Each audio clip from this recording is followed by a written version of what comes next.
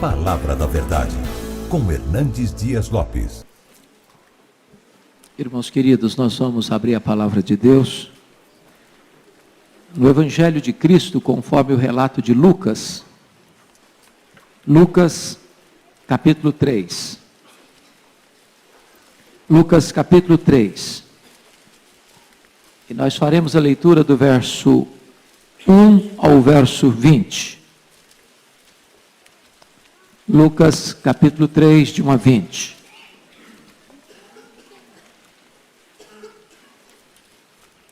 Lido o texto, mantenha, por favor, sua Bíblia aberta, para nós considerarmos juntos esta passagem. Está escrito: no 15º ano do reinado de Tibério César, sendo Pôncio Pilatos governador da Judéia, Herodes, tetrarca da Galileia, seu irmão Filipe, tetrarca da região da Itureia e de Traconites, e Lisânias, tetrarca de Abilene, sendo sumos sacerdotes Anás e Caifás, veio a palavra de Deus a João, filho de Zacarias, no deserto. Ele percorreu toda a circunvizinhança do Jordão, pregando o batismo de arrependimento para a remissão de pecados, conforme está escrito no livro das palavras do profeta Isaías: voz do que clama no deserto, preparai o caminho do Senhor, endireitai as suas veredas, todo vale será aterrado e nivelado, todos os montes e outeiros, os caminhos tortuosos serão retificados e os escabrosos aplanados, e toda a carne verá a salvação de Deus. Dizia ele, pois, às multidões que saíam para serem batizadas: raça de víboras, quem vos induziu a fugir da ira vindoura? Produzi, pois, frutos dignos do arrependimento. E não comeceis a dizer entre vós mesmos: temos por pai Abraão, porque eu vos afirmo que destas pedras Deus pode suscitar filhos a Abraão. E também já está posto o machado à raiz das árvores. Toda árvore, pois, que não produz bom fruto é cortada e lançada ao fogo. Então as multidões o interrogavam, dizendo: que havemos, pois, de fazer?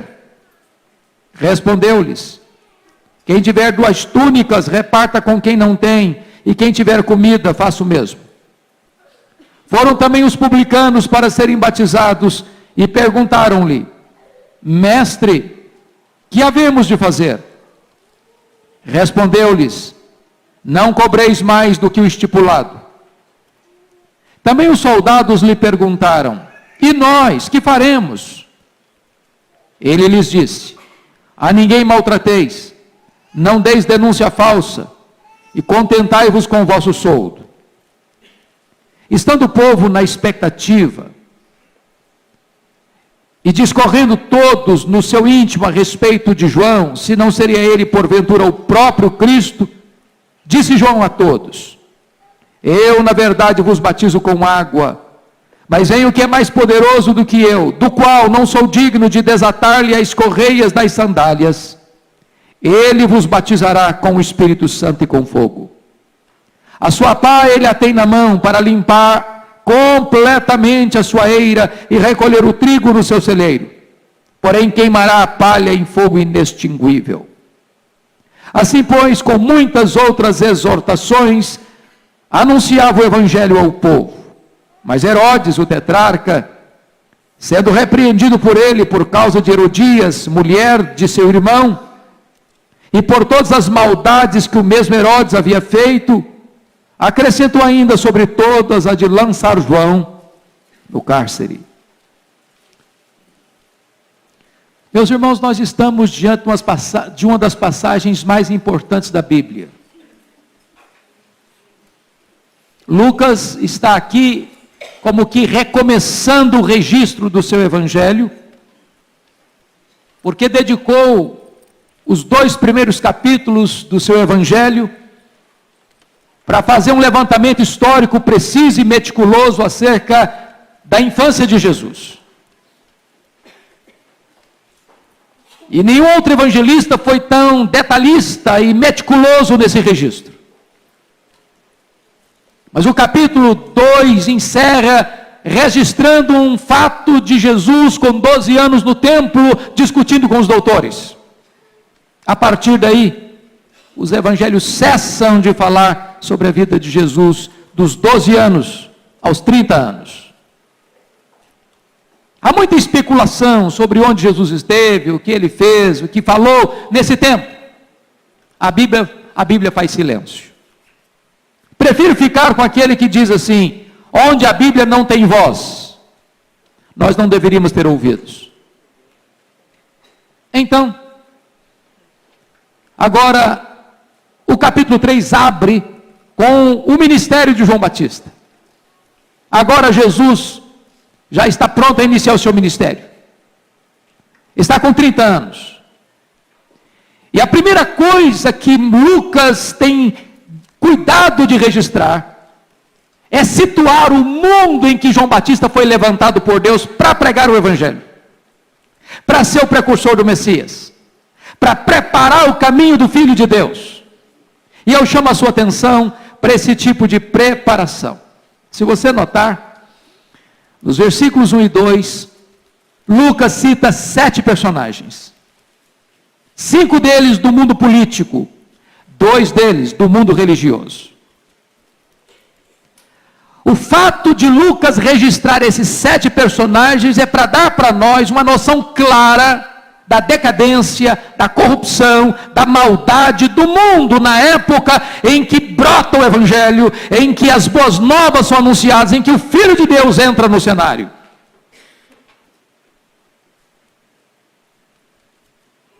E eu queria que você pudesse entender isso. Mesmo quando a terra parece estar completamente entregue nas mãos dos perversos, Deus pode romper nessa mesma história e começar algo extraordinário. A crise não é impedimento para a ação de Deus. Mas eu queria que você então entendesse o que João está dizendo aqui, e vamos olhar esse cenário em que João é colocado. Primeiro, o cenário do império é descrito, em outras palavras, o cenário geral, o cenário mundial. E começa com o verso primeiro assim: no 15º ano do reinado de Tibério César. Quem era Tibério César? Tibério César era filho adotivo de César Augusto, e César Augusto foi o primeiro imperador romano. Tibério César não era apenas filho adotivo de César Augusto, ele foi sucessor de César Augusto. E Tibério César começa a reinar no ano 14 depois de Cristo, e está dito aqui que foi no 15º ano do reinado de Tibério César. Isso significa que nós estamos falando então do ano 29 antes de Cristo, ou melhor, 29 depois de Cristo. É o período em que João Batista é levantado. Período de corrupção política, de maldade, de violência. E quando ele fala isso é porque ele está entendendo que o território onde Jesus vai exercer o seu ministério não é mais um país independente, soberanamente, politicamente soberano, mas é um país escravo, cativo, vassalo, província do Império Romano. Depois de dar o cenário geral, agora João Batista começa a dar o cenário da província. Ele fala da política regional da Palestina. E eu preciso aqui situar você, porque está escrito aqui no verso 1 e 2, sendo Pôncio Pilatos, governador da Judéia, Herodes, tetrarca da Galileia, Filipe, Lisânias. Vamos entender isso aqui. Vocês todos já ouviram falar de Herodes, e quando fala Herodes, às vezes não especifica que Herodes. O primeiro Herodes é o Herodes o Grande, foi aquele Herodes que mandou matar as crianças de Belém. Esse Herodes governou do ano 37 ao ano 4 a.C., foi o ano em que Jesus nasceu.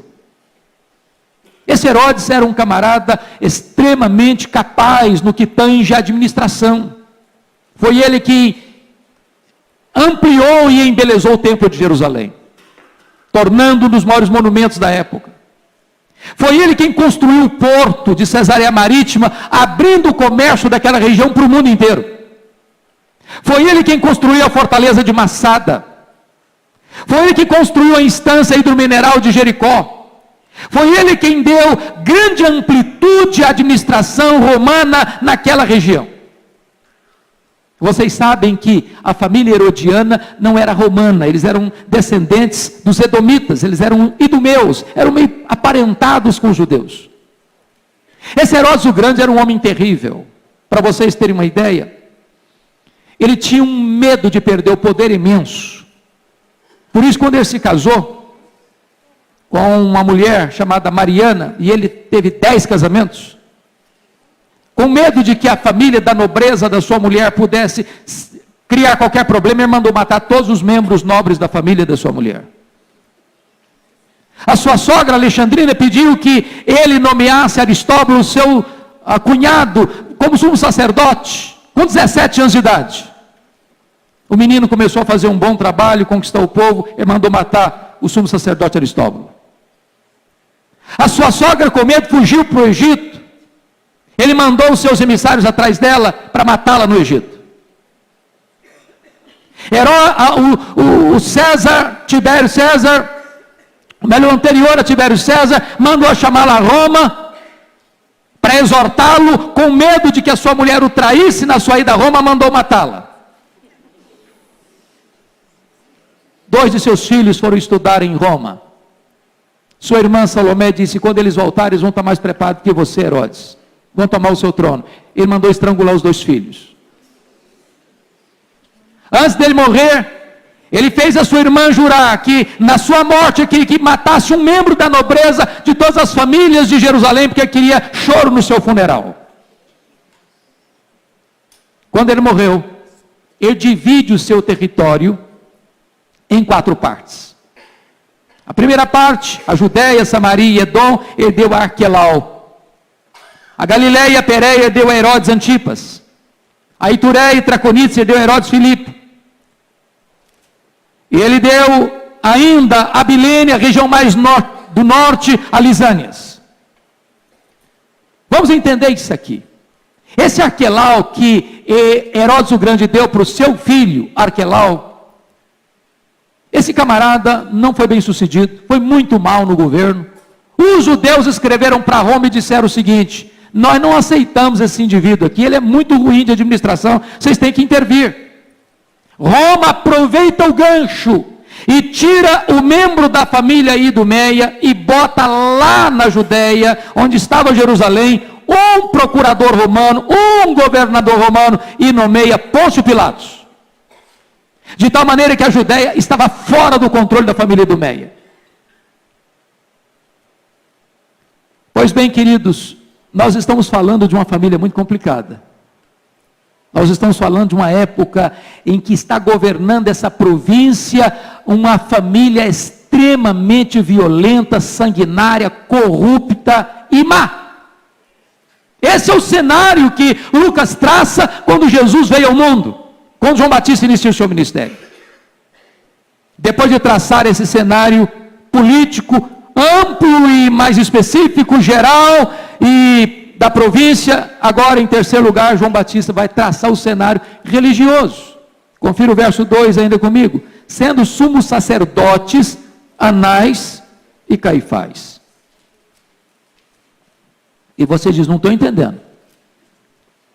Porque só tinha um sumo sacerdote, não tinham 2, não tinham 3. A religião judaica estava em decadência.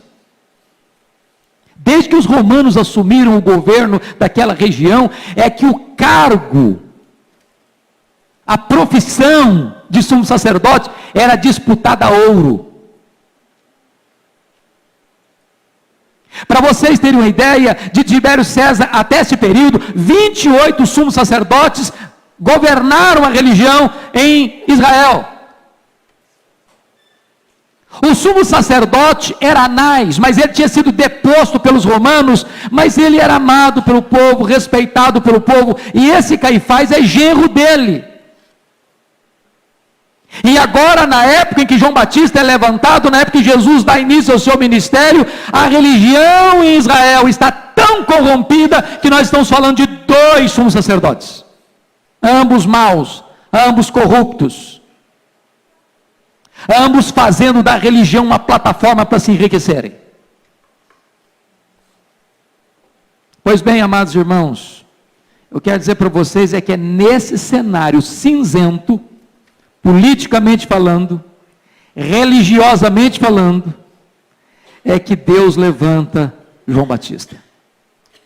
E aí confira comigo no verso 2, por favor, a palavra de Deus indo a João. Sendo os sumos sacerdotes Anás e Caifás, veio a palavra de Deus a João, filho de Zacarias, no deserto. Isso é tão importante, irmãos, entendermos. Sabem por quê? Porque nós estamos falando que tem 400 anos que o povo jamais tinha ouvido a voz profética, jamais o povo tinha ouvido a voz de Deus. Lá estava o templo, lá estavam os sumos sacerdotes, lá estavam os sacrifícios, lá estavam os escribas, lá estavam os fariseus, lá estavam os saduceus, lá estava todo o aparato religioso, lá estava todo o cenário religioso montado, mas não havia ali a palavra de Deus. O cenário econômico e social era crítico, porque na verdade Roma havia se associado com a religião judaica dos saduceus para fazer o quê? Para explorar o povo, para extorquir o povo, para oprimir o povo. É maravilhoso que é nesse tempo de crise que veio a palavra de Deus a João. E eu quero destacar duas coisas. Primeiro, a maneira incomum. A palavra de Deus não veio a Tibério César em Roma. A palavra de Deus não veio aos Herodes em Israel. A palavra de Deus não veio a Pôncio Pilatos em Cesareia. A palavra de Deus não veio aos sacerdotes saduceus em Jerusalém. A palavra de Deus não veio aos legalistas fariseus em Jerusalém. A palavra de Deus veio a João. Irmãos, muitas vezes Deus não trabalha pela linha oficial. Deus trabalha na paralela. Deus vira a mesa. Deus começa algo com quem você jamais podia imaginar, da forma que você jamais podia imaginar. Veio a palavra de Deus a João. Mas não apenas a maneira incomum, o lugar também incomum, porque o texto diz que veio a palavra de Deus a João, aonde? No deserto. Não veio no palácio de Tibério César, não veio no palácio de Herodes, nem na Galileia, nem no palácio de Pôncio Pilatos em Cesareia Marítima, não veio no templo de Jerusalém. A palavra de Deus veio a um homem estranho, com hábitos estranhos, vestindo-se de forma estranha, com um cardápio estranho, num lugar estranho. Veio a palavra de Deus a João. Isso significa que João se levanta para pregar, por entender uma coisa. Ele recebeu uma palavra, e ele precisa transmitir essa palavra. Um dia o pastor Ronaldo Lidório contou para nós, que foi pregar numa determinada igreja, e quando assentou-se ao púlpito, tinha uma placazinha de trás do púlpito que só o pregador podia ver, o povo não via. Mas a placa era em letras garrafais, para todo pregador que sentasse ali para se levantar para pregar, tinha que ler a frase, e a frase era essa: se Deus não falou com você, não fale a nós.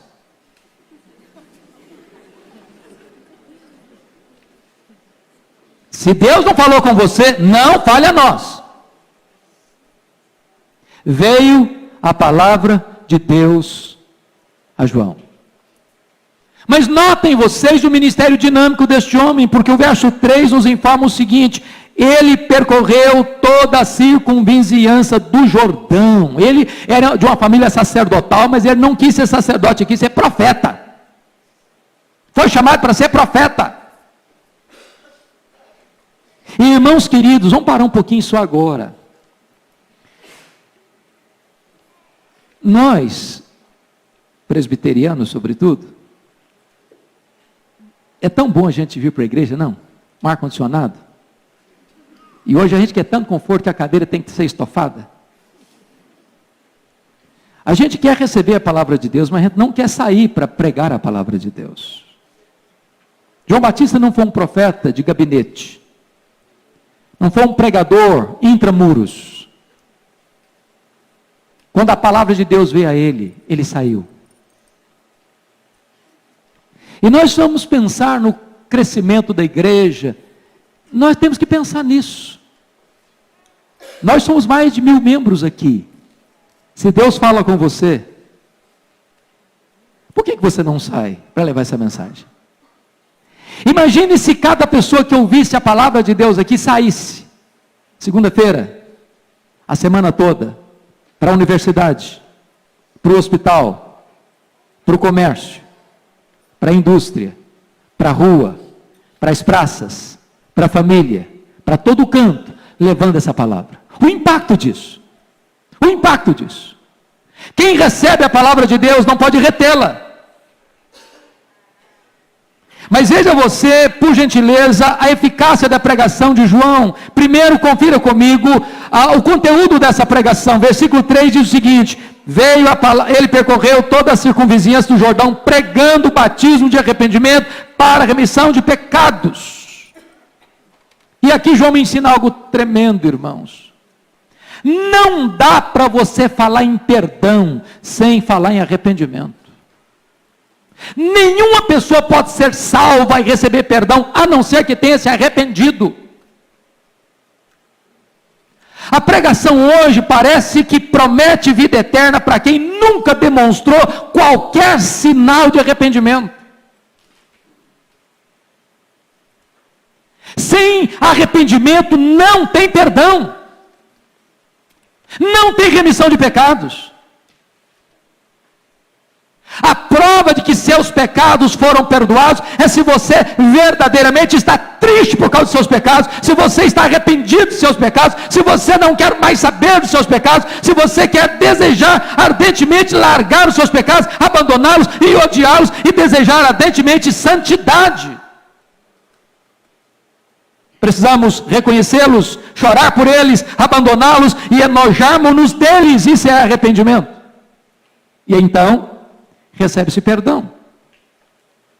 Porque falar de perdão sem arrependimento, irmãos, é o evangelho de adesão e não o evangelho da conversão.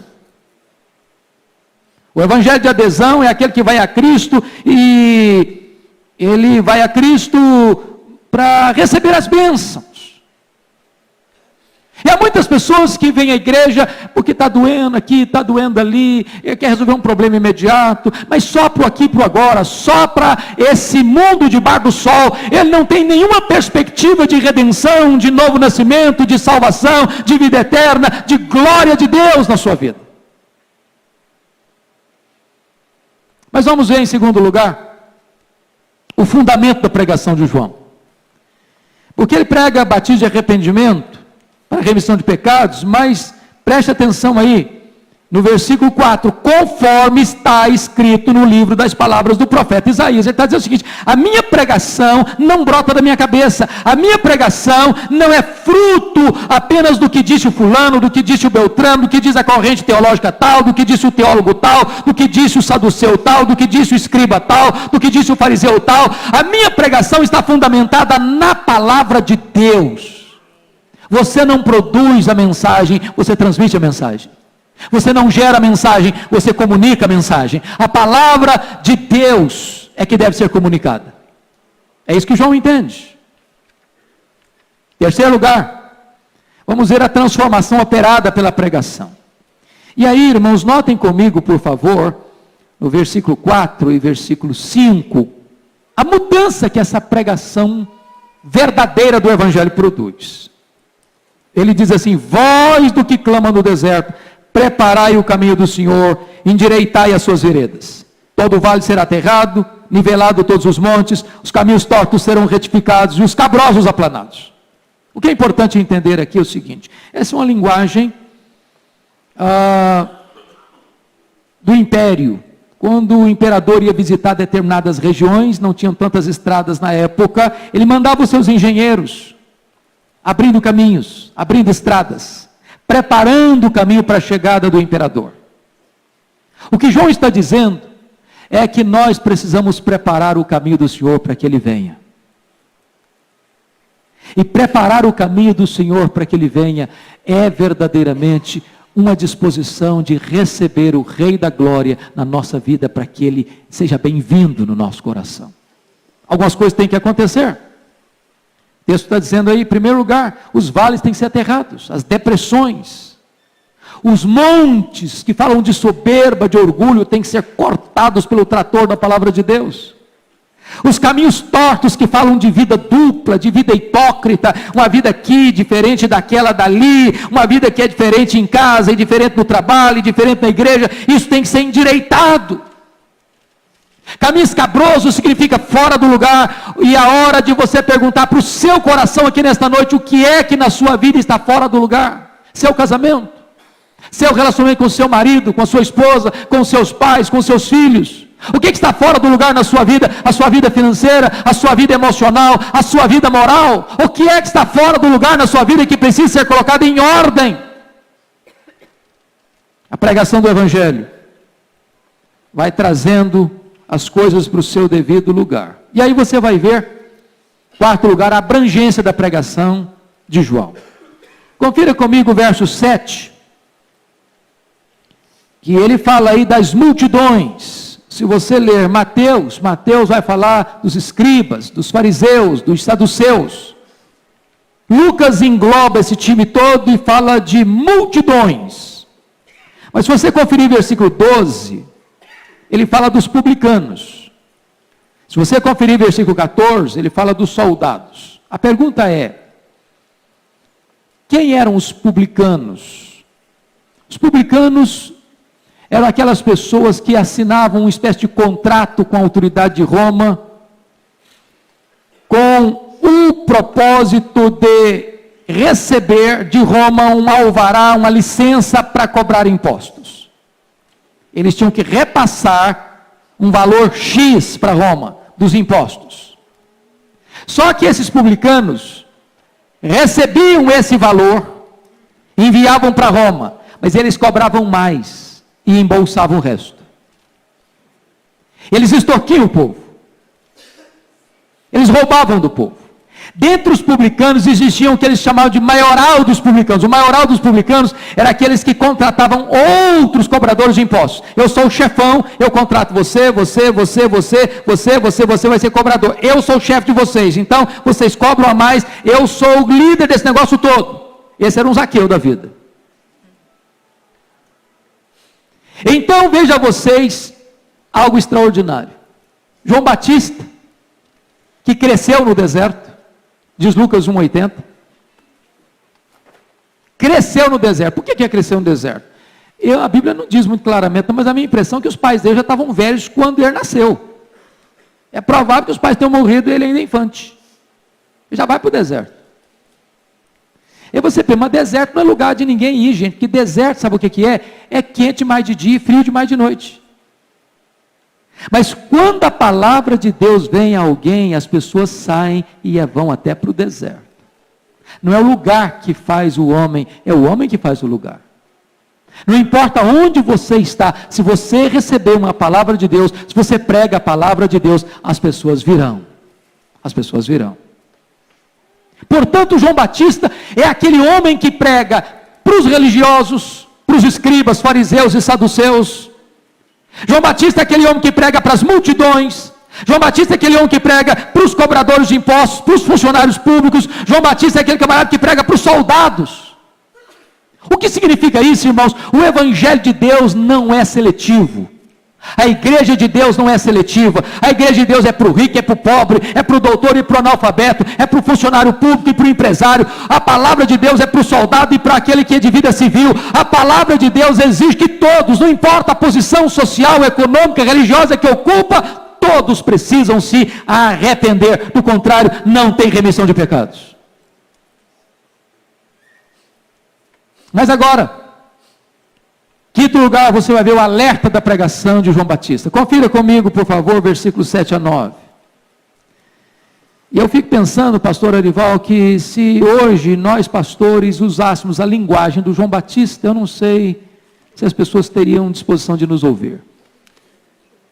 Nós nos dirigimos aos nossos irmãos, meus amados, meus queridos, povo amado de Deus, príncipes. Aí o João Batista vê a multidão vindo, raça de víboras. Já pensou num negócio desse? Que delicadeza.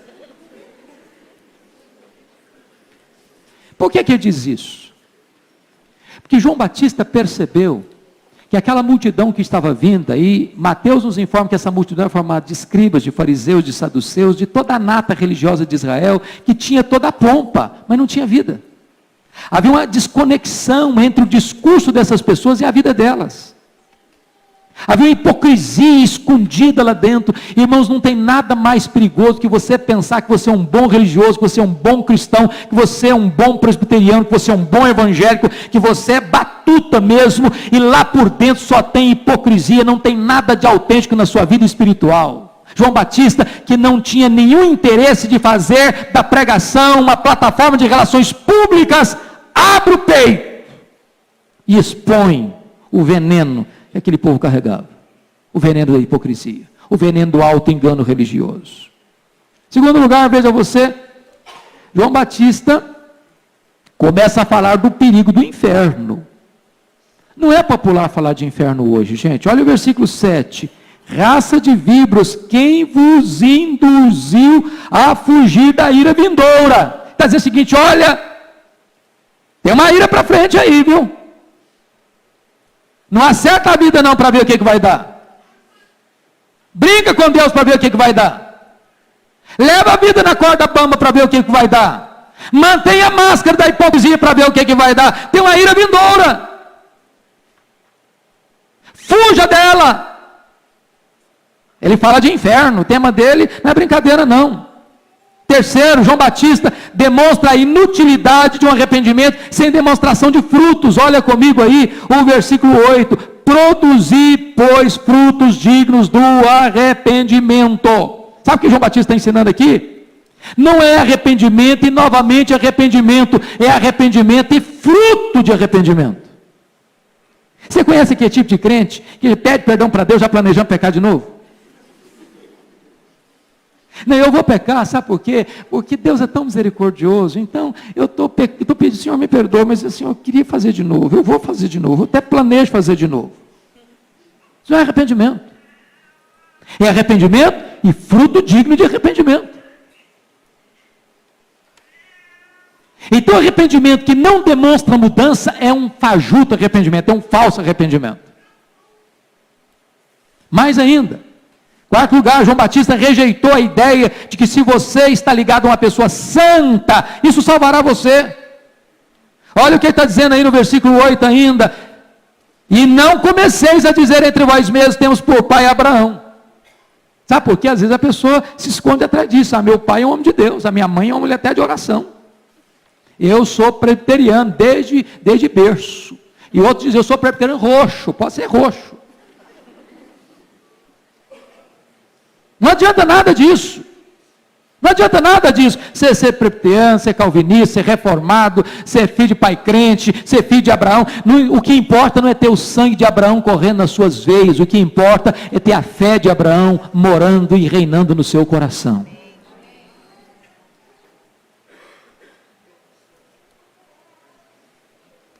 Sexto lugar, irmãos, eu encontro aqui a resposta à pregação de João Batista. Veja comigo os versos 10 a 14. Sabe o que me impressiona aqui? É que o apelo não partiu do pregador para os ouvintes. O apelo partiu dos ouvintes para o pregador. A palavra de Deus compunge o coração das pessoas.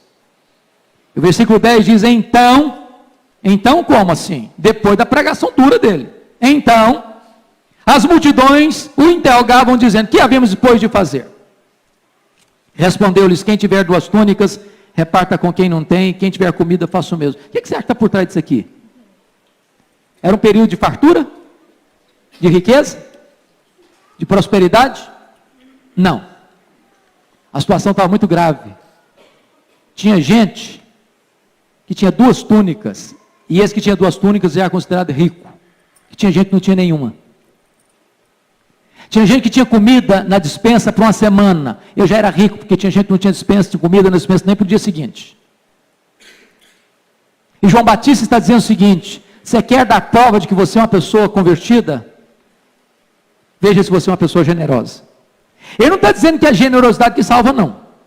Ele nem está dizendo que a generosidade é que perdoa pecados, não. Ele está dizendo o seguinte, que quando você verdadeiramente é uma pessoa arrependida e teve seus pecados perdoados, a evidência disso é que você é uma pessoa generosa com os necessitados.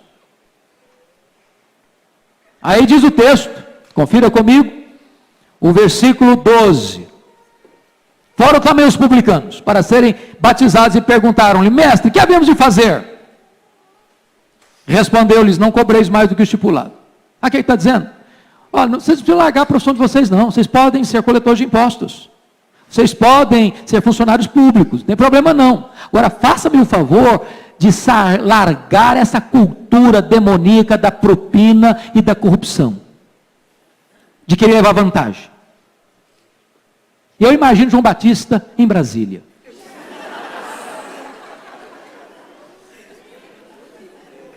Eu imagino. Não cobreis mais do que o estipulado. Para com essa ideia de embolsar. Para com essa ideia de extorquir. Para com essa ideia de levar vantagem. Seja íntegro, seja honesto. É possível ser um funcionário público honesto? É possível trabalhar numa estatal brasileira e ser honesto? É possível ser um político honesto? É possível ser um empresário honesto? É possível ser um funcionário honesto? E deixa eu lhes dizer, cristianismo que não se associa com integridade é um falso cristianismo.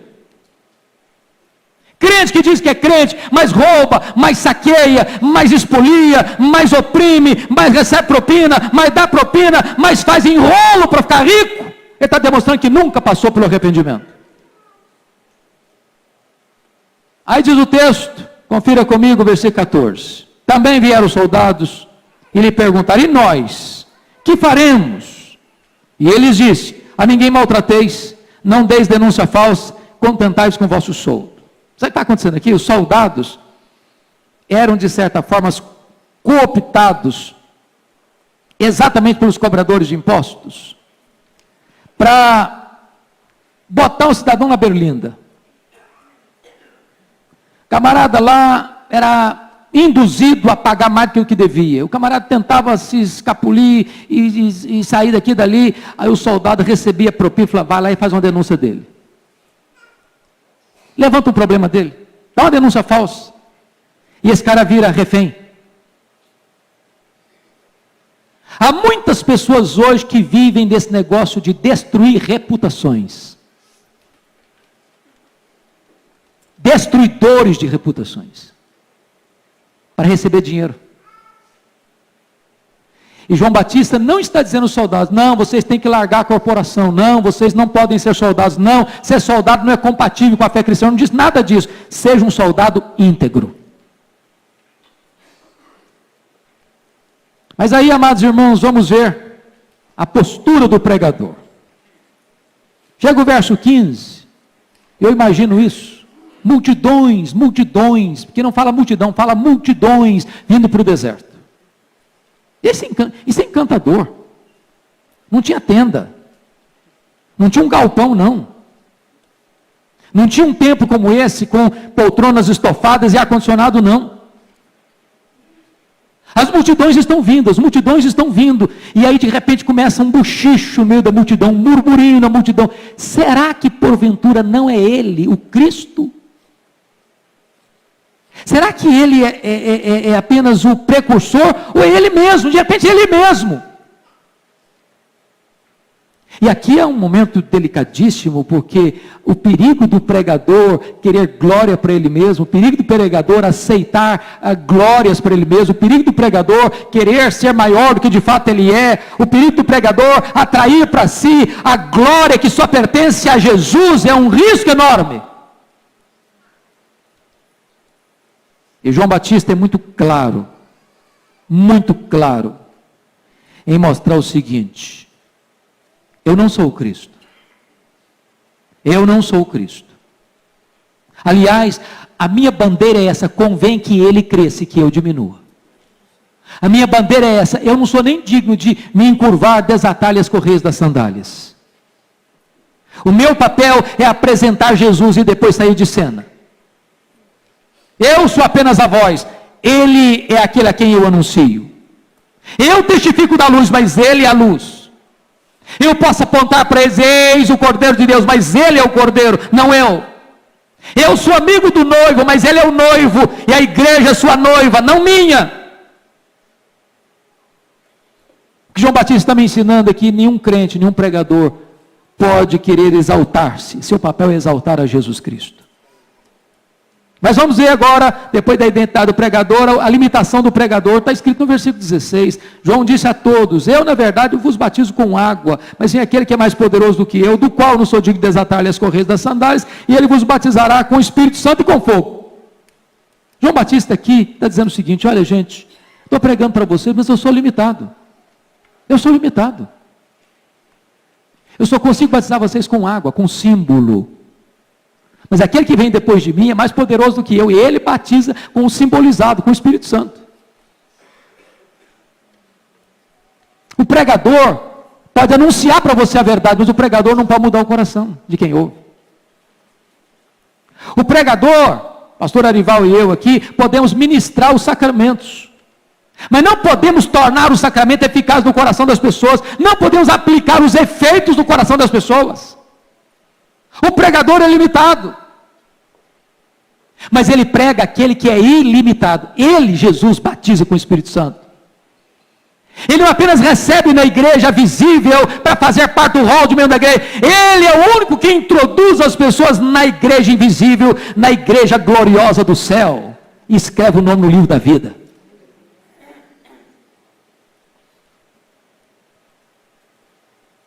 Mas agora notem comigo o confronto desse pregador no versículo 17 e no versículo 18. De repente, João Batista, depois que fala de Jesus Cristo que vem para batizar com o Espírito Santo, para introduzir você na igreja de Deus, para dar a você a regeneração, para dar a você poder para pregar, para dar a você capacitação, para purificar a sua vida, ele começa a falar que no final, agora, aqui, nesse momento, a igreja é composta de gente salva, de gente perdida, de trigo, de joio, de cabrito e de ovelha, de gente que parece, mas não é, e gente que verdadeiramente é. Vai chegar um dia em que vai ter uma distinção muito clara. Eu chamo a sua atenção para lermos agora o versículo 17 e 18. Você pode ler junto comigo? Vamos lá? A sua pá, ele a tem na mão, para limpar completamente a sua eira, e recolher o trigo no seu celeiro, porém queimará a palha em fogo inextinguível. Assim, pois, com muitas outras exortações, anunciava o evangelho ao povo. Sabe o que está dizendo aqui, irmãos? Agora, quando o conselho desta igreja se reúne para examinar candidatos à pública profissão de fé e batismo, nem pastor Arival, nem os presbíteros desta igreja têm discernimento suficiente para saber exatamente quem é convertido e quem não é. Ou vocês acham que todas as pessoas que estão nesse auditório aqui, por serem presbiterianas, estão salvas? Ou vocês acham que pelo simples fato de alguém ter recebido a água do batismo aqui, que elas foram batizadas com o Espírito Santo? Ou vocês acham que algumas pessoas aqui, naquele dia, vão ser palha e não trigo? João Batista está chamando a sua atenção e a minha. Quem sou eu? Não há maior perigo para a sua alma do que você estar enganado acerca da sua própria salvação. Não há maior perigo para o seu coração de você pensar: eu sou salvo, e na verdade você nunca passou pelo novo nascimento, você nunca deu evidência de conversão, você nunca produziu frutos dignos de arrependimento. O que ele está dizendo é o seguinte: agora aqui, enquanto a história rola e os anos vão, isso vai acontecer. Vão ter uma igreja onde tem gente salva e gente não salva, mas naquele dia, a sua pá ele a tem na mão para limpar completamente a sua eira e recolher o trigo no seu celeiro, porém queimará a palha, de que maneira? Fogo inextinguível. Alerta para o seu e para o meu coração. Mas em penúltimo lugar, irmãos, eu queria examinar com você a coragem do pregador. Versículo 19 e 20. Mas Herodes, o tetrarca, sendo repreendido por ele, por causa de Herodias, mulher de seu irmão, e por todas as maldades que o mesmo Herodes havia feito, acrescentou ainda sobre todas as de lançar João no cárcere. Vamos entender isso aqui.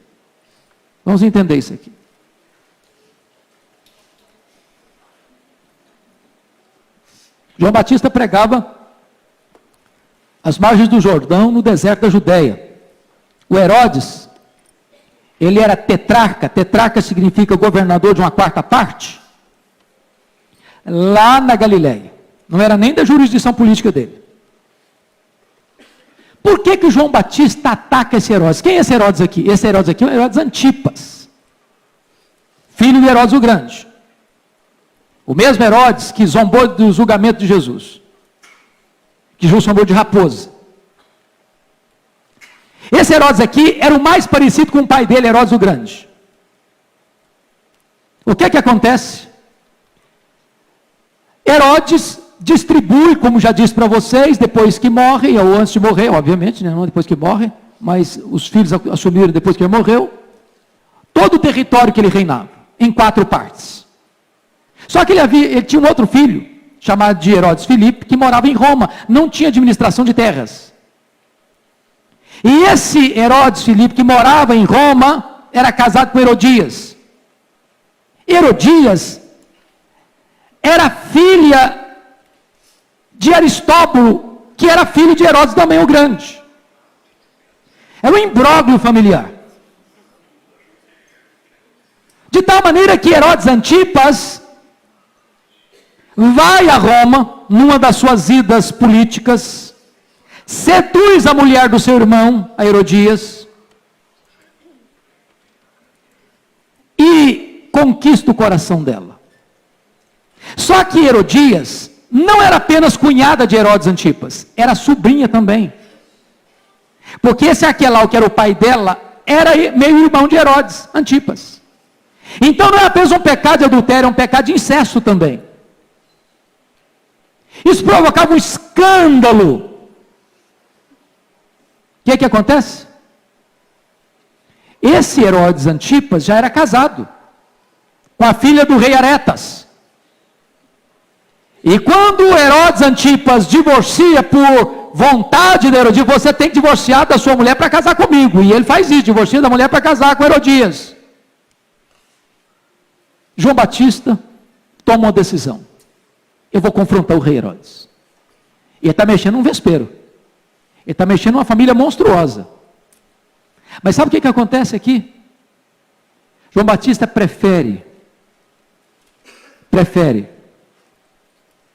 ficar preso numa masmorra com a consciência livre do que ficar livre com a consciência presa.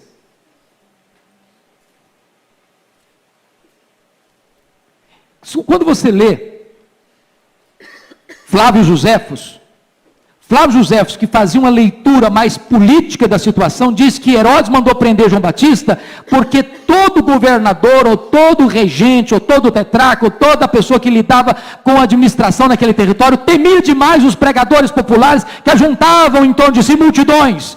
Que a motivação de Herodes em prender João Batista na masmorra de Maquerós, lá nas margens do Mar Morto, era por medo de João Batista juntar a multidão e colocar a multidão contra ele.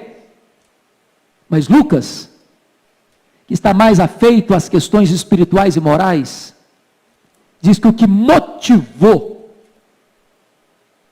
Herodes a prender João Batista naquela masmorra de Maquerós, lá na região do Mar Morto, foi que João Batista pôs o dedo na ferida e acusou o rei de um pecado que nem político era um pecado apenas moral. Hoje, às vezes, a nossa pregação é tão light, não?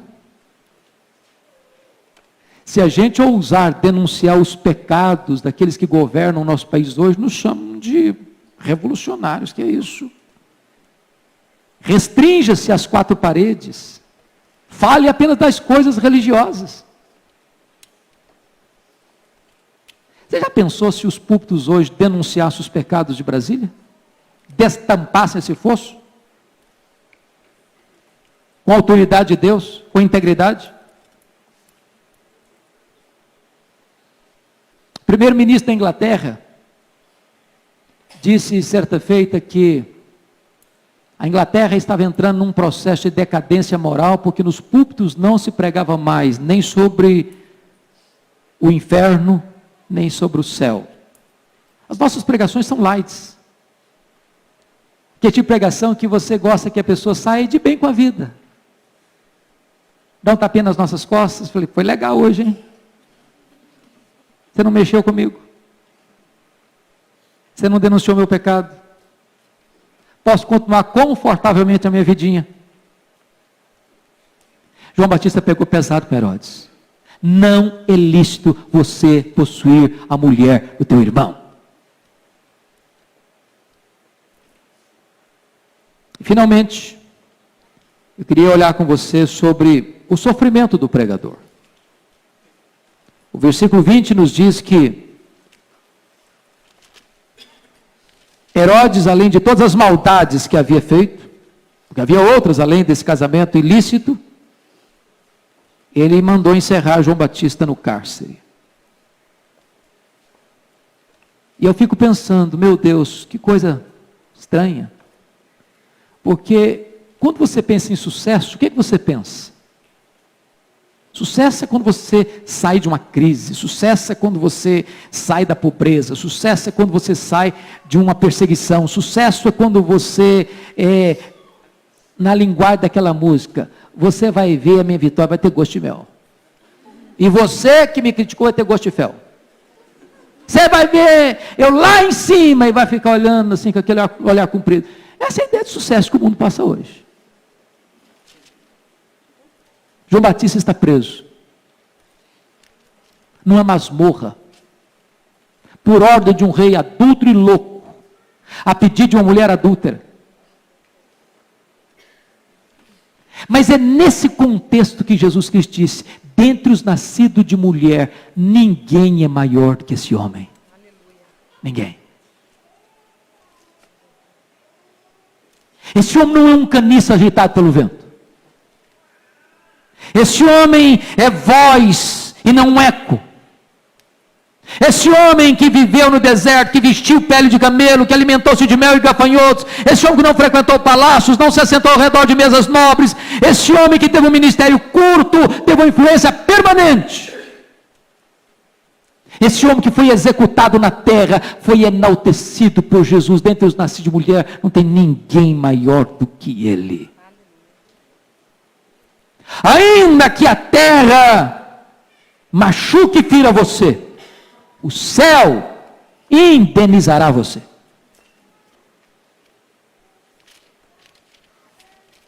Que Deus nos ajude, irmãos, a entender o que é o ministério de um profeta de Deus. Passaram-se 2000 anos e nós estamos aqui. Você acha que o mundo de hoje está diferente daquela época? Como é que está a política internacional hoje? Como é que está o Brasil hoje? Os governantes? Como é que está a religiosidade brasileira hoje? Como é que está a economia brasileira hoje? Como é que as pessoas estão hoje? Se você olhar, o cenário é o mesmo. Os tempos mudaram, o homem não. A mensagem que devemos pregar é a mesma, não temos outra. E a mensagem é esta: você precisa se arrepender se você quer ser perdoado por Deus. E a evidência do seu arrependimento é que você produza frutos dignos dele. Os vales têm que ser aterrados, os montes têm que ser nivelados, o que está torto tem que ser endireitado, o que está fora do lugar tem que ser consertado. Então toda a carne verá a salvação de Deus. Porque você está preparando um caminho para aquele que vem. E aquele que vem é o que batiza com o Espírito Santo e com fogo. Aquele que vem tem a pá na mão e ele vai limpar a sua eira um dia. E eu espero que naquele dia você e eu sejamos trigo em vez de palha. Que Deus nos ajude. Amém.